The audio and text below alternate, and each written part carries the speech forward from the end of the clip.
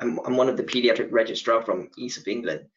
And over the past year, I'm also one of the National Medical Directors Clinical Fellow under the FMLM. And I am based at the GMC. So let me just share my screen with you.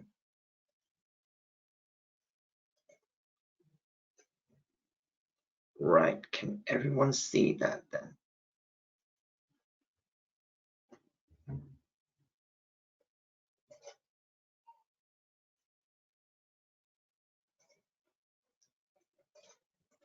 Yeah, so I assume everyone can see that.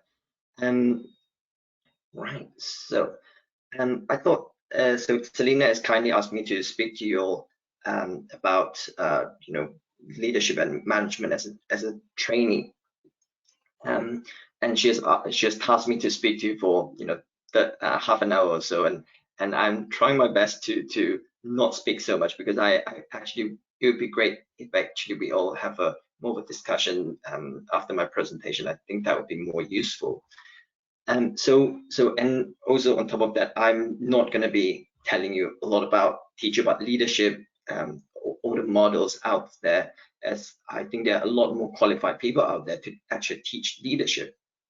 And there's a lot of resources and that you can look up about all the theories. So I don't think that's my role here. But what I want to do is actually be able to tell you about my you know, my journey to leadership during clinical training, my experience as a National Medical Director's Clinical Fellow, what are the lessons that I've learned, and also what are the opportunities out there, because I think it's quite important for us to know what's out there to start looking.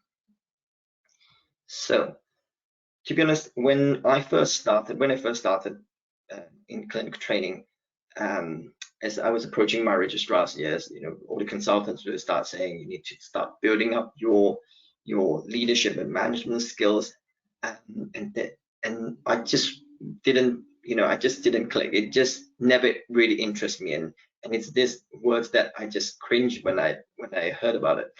And also on top of that, I'm just reflecting, I personally feel like I'm an introvert. I probably am going to be the quietest person in the room, never really raising my hands to ask anything. So I never really see myself as a leader. And I find that a lot of leadership roles in you know, in your day-to-day department is really not that inspiring. Like, doesn't really interest me. I put example rotas. I'm sure someone out there is very passionate about rota making, which is perfect, but it just, you know, things like that just didn't appeal to me. Whereas my personal interest is more in medical education, so I've done some work organizing teaching, exams preparation, and so forth. I suppose that my first real flavor of when I first started leadership was when well, as a registrar, we start doing clinics, and I just realized I just really didn't like how the clinics were ran. They were just inefficient. So I decided to do a project, and at that time I didn't know what a quality improvement project was. I just decided to do an audit, and we made some changes that was positive. And that's when I start realizing, okay, I can make changes after all. You know, despite being a lowly ST4, I really can make changes. And the department was really supportive of that. And coincidentally, one of the consultants was just sending an email around saying there's this Leaders in Healthcare conference, which is about learning about leadership management. And I thought, okay, let's have a look. And I saw that there's opportunity to put you know, your work there. So I just submitted a poster and attended the conference. And actually, to be honest, it was one of the most inspiring conferences I've ever been to. And it was just very engaging, very interesting. Everyone has their own stories to talk about, and I just managed to start. I got to know some of the clinical fellows and got to know about the scheme. And I think it's one of those topics that were discussed were just so diverse, and yeah, so in the end, I decided to apply for the scheme. So for those, this is what I've applied for. So the FMLM is the Faculty of Medical Leadership and Management. So I don't know whether everyone online has knows about this, but it is a relatively new organization that was only founded in 2011. It's a charity with the office in central London. And their vision is just to build clinical leaders, because they really see the importance of that. And so far, there's been so many cohorts of us. So this is the website. So for those who are interested, I would say this is a really good starting point, because there's a lot of resources in the website. So this fellowship that so this fellowship itself is a 1-year fellowship, and what's really exciting about this is that you get placed in a variety of organizations that partners with FMLM. So for example, I'm based at the GMC, but I've got friends who are based at CQC, NICE, and so forth. These are organizations that on your day-to-day, you just heard about them, you kind of know, in 1 or 2 lines describe what they do, but don't really know in detail what they actually do. So this is a really good opportunity for all of us fellows to be engaged with all of these organizations and contribute. What I thought would be nice is I will play you a video of what this works, by the way, guys. So bear with me. My internet's not very good. Right, I don't know how clear this is. Do let me know if it's not working.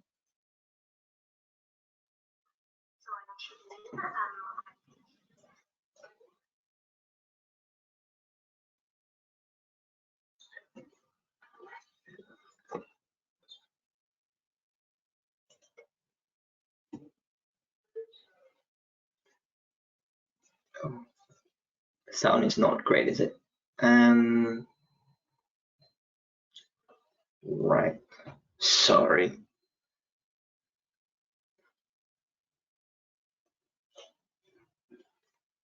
I am not sure how I can make this any better.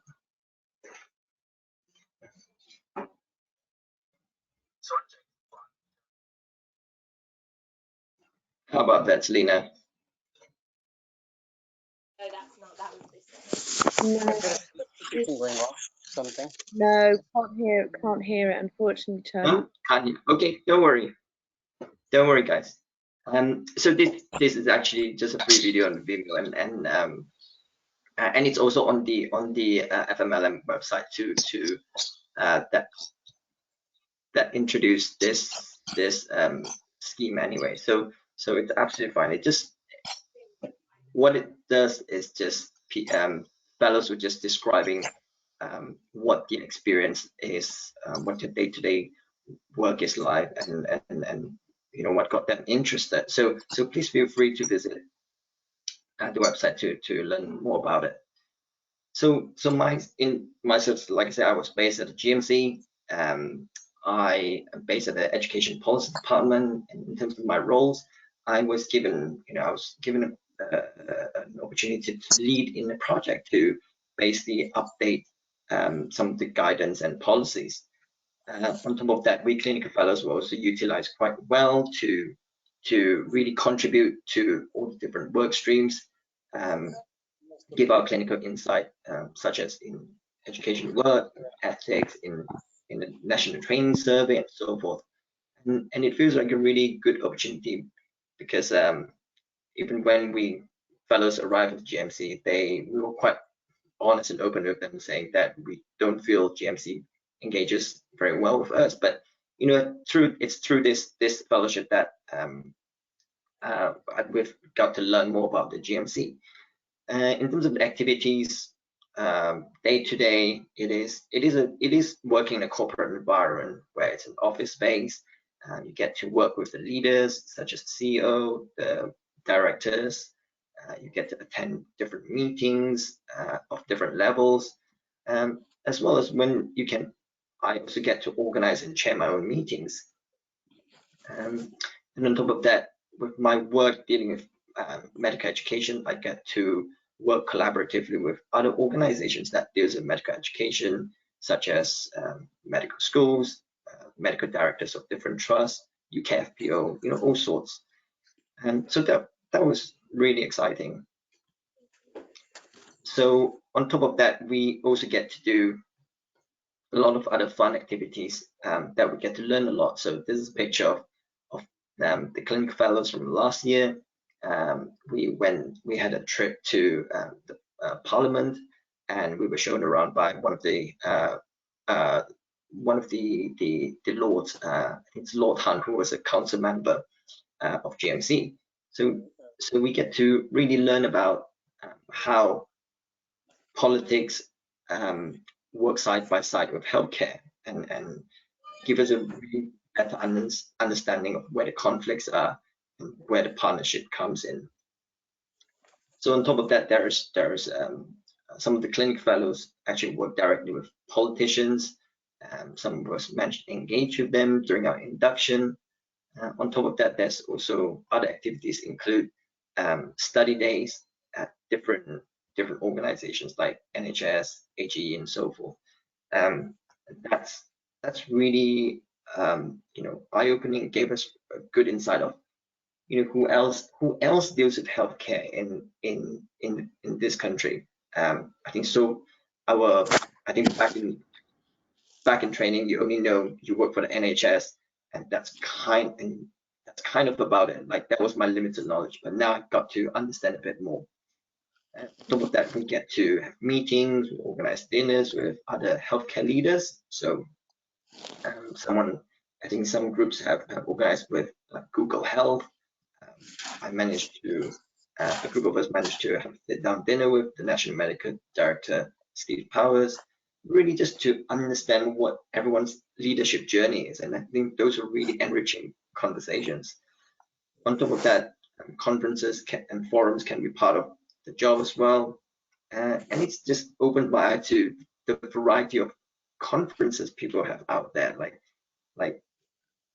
medical conferences, not just about the hardcore knowledge, the different subspecialties that we all are part of or interested in. But there's I've been to this really interesting one. It's hosted by Kaleidoscope. It's like a thinking forum, a creative forum that talks about healthcare related issues, but not nitty-gritty about it. So that's, I think that was really interesting. And one of the activities we did was people were, I think one of the activities there was someone went to TfL office to see what they do in terms of how to what their work stream in dealing with the environment. I went to an architecture firm and so forth. So I think then COVID hits, and a lot of us got seconded to NHSE, and we formed a clinical fellows team, and that was a really exciting time in terms of collaboration and leadership as well, because there was really not a lot of direction, and we clinical fellows came together to form this team, and we work on projects.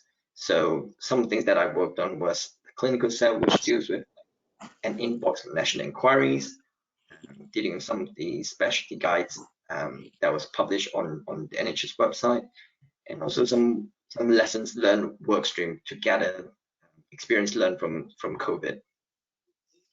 And so what exactly did I learn over the past year? Like I say, it's a really great year. It's really eye-opening. It's definitely something that I wouldn't have imagined to be exposed with just regular specialty training. And I've just picked up a lot of skills that I know would be difficult to get during just regular training.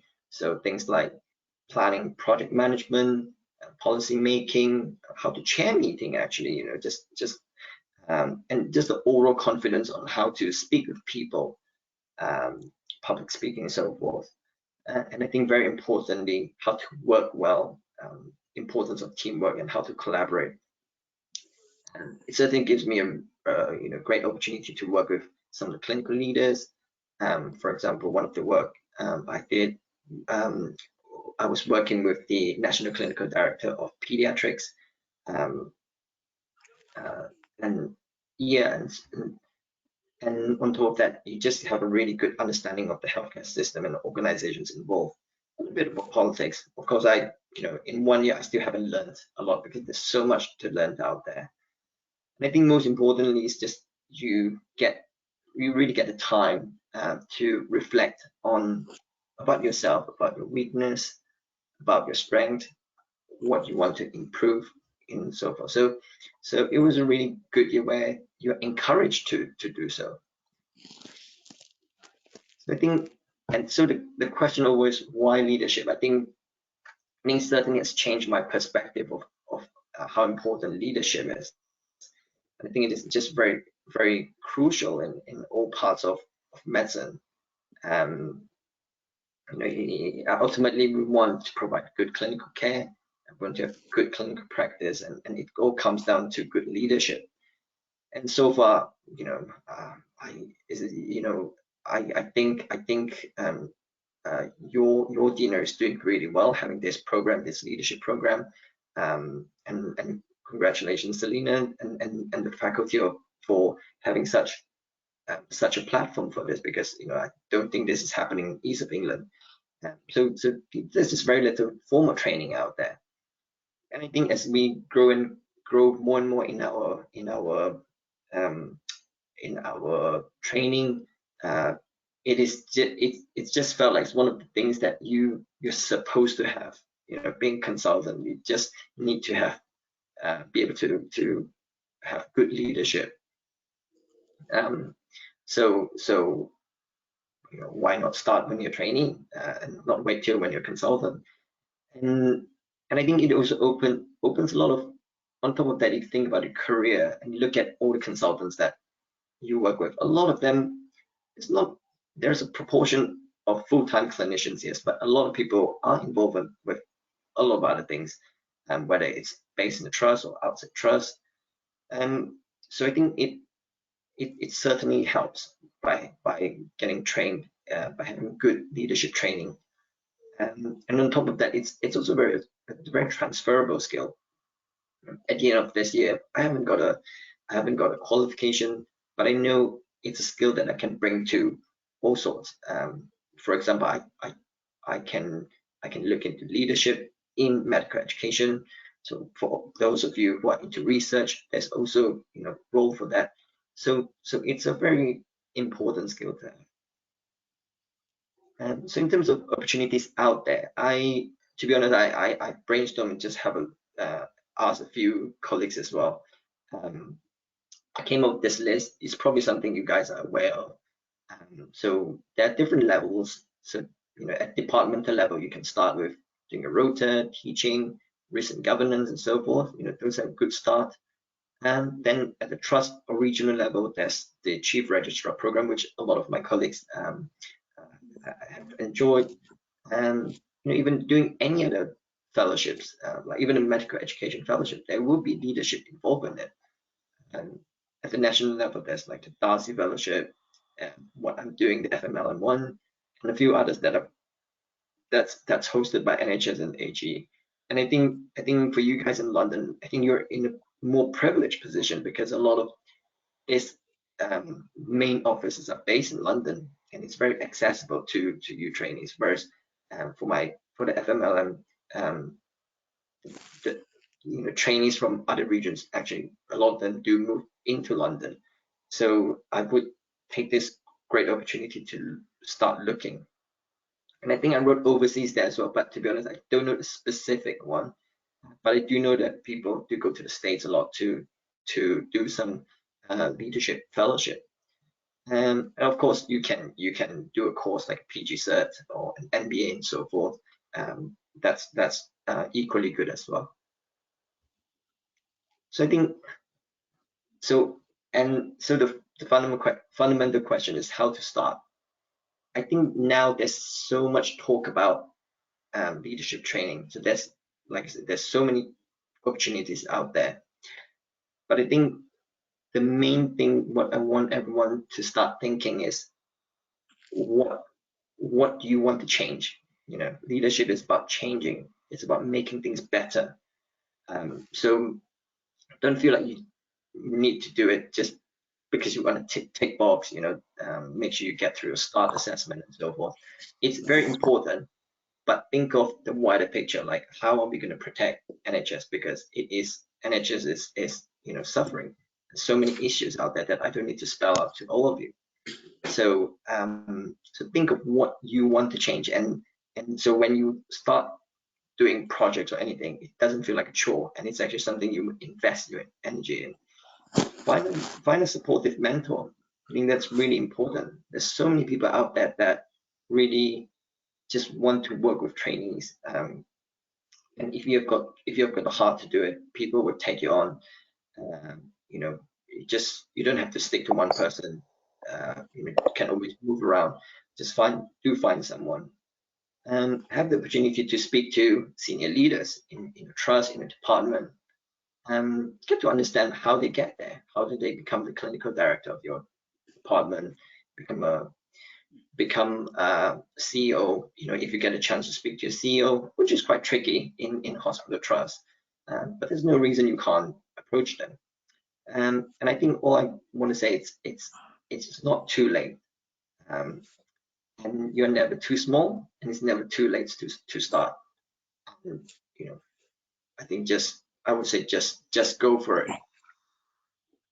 So to end the presentation, I basically want to bring this quote to you, which is what I've heard, which is what my director of medicine in GMC, Prof. Colin Melville, quoted from the Sky CEO. So basically, it says, what has become clearer and clearer to me is that there's no Calvary coming. If we want the world to be a better place, we are the ones who need to stop talking about it and take action. So now is the chance to really start doing things, and you will learn leadership along the way. And that's all from me. Thank you very much. Thank you, Chan. I guess I have a question. Often, applications to clinical fellowships, Yes. national fellowships can seem quite intimidating. And really, could you tell us a bit about what the application is like? What are you expected to have done beforehand? Are you expected to have a glowing CV before you apply? What's the process like? So give me 2 seconds. I'm trying to open up this. So I think, as you can see, I don't have a glowing CV. Like I told you, I literally just did one QI. There's a lot of other. Obviously, everyone has their own stories, and I think a lot of people have way more impressive CVs than I have. I think the application, I can only talk from the FMLM's point of view.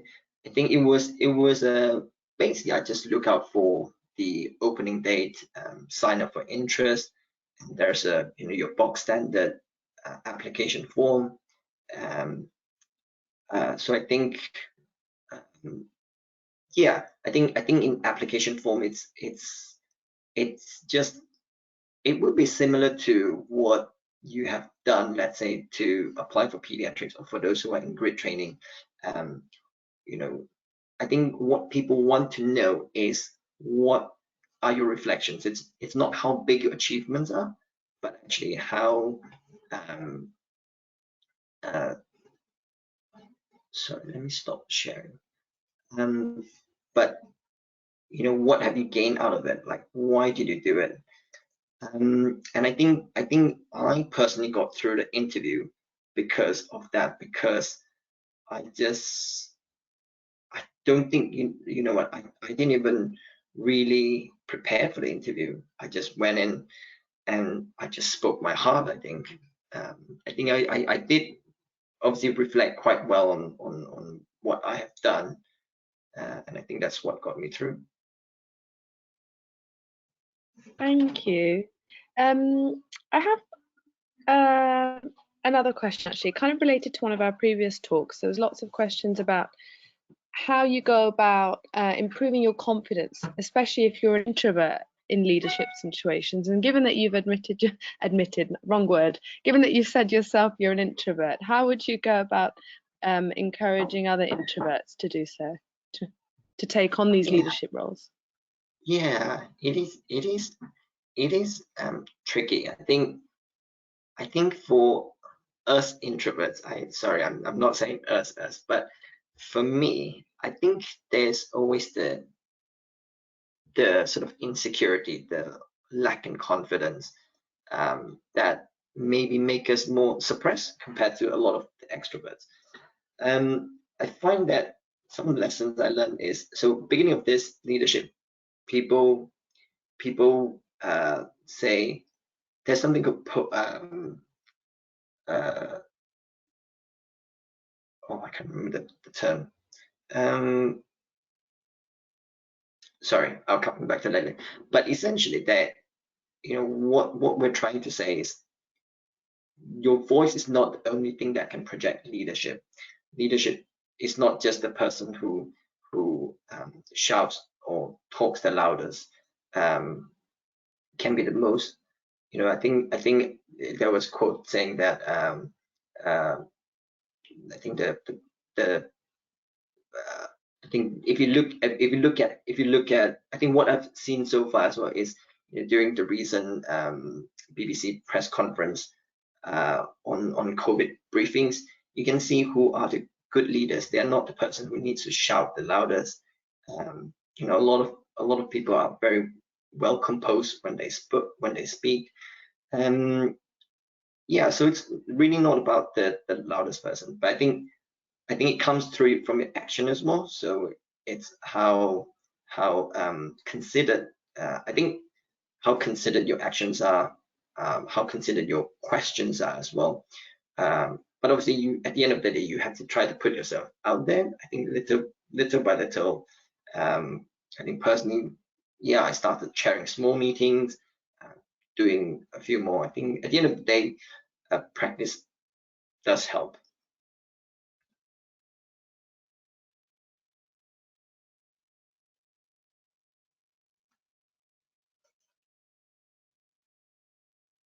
I hope that helps, Selena.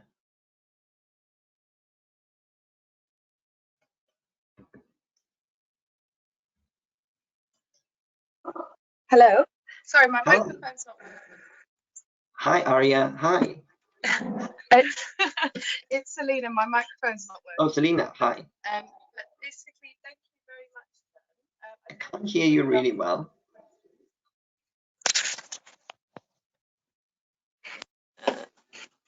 I don't think anybody else has any questions. So just thank you very, very much. And just everybody, can you please give feedback for Chunks, who's given up his time for us, and we'd really appreciate to give him some feedback. So just thank you again, Chun. Really appreciated it. Yeah, so again, thanks a lot for inviting me. If you guys feel like you want to know a bit more and feel that contacting me would be helpful, please by all means you can email me. I can just put my email on the chat box. If I don't know the answer or don't know anything, I might be able to find someone who can, because there's just so many people out there who are doing leadership work at the moment, and what I'm doing is just a very, very small part of what's available out there. So if you're interested, please do get in touch. Okay. Thank you so much. Have a lovely day. Thank you. All right. Take care, everyone. Everyone. Bye.